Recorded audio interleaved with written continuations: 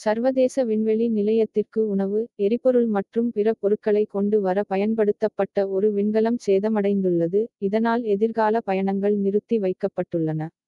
NASA மற்றும் Northrop கிரம்மன் June மாதத்தில் sickness சரக்கு பயணத்தை தொடங்க திட்டமிட்டிருந்தன, அதற்கு முன்பு வாகனத்திற்கான அழுத்தப்பட்ட சரக்கு தொகுதி சேதமடைந்துள்ளது.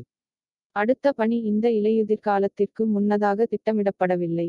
நார்த்ரோப் கிரம்மனின் NG-22 சிக்னஸ் சரக்கு மறுவிநியோக பணிக்கான அழுத்தப்பட்ட சரக்கு தொகுதி, சப்ளையரிடமிருந்து நார்த்ரோப் கிரம்மனுக்கு செல்லும் போது சேதமடைந்தது என்று நார்த்ரோப் கிரம்மன் செய்தித் தொடர்பாளர் வெள்ளிக்கிழமை ஒரு மின்னஞ்சல் அறிக்கையில் தி இண்டிபெண்டன்ட் பத்திரிகையிடம் தெரிவித்தார்.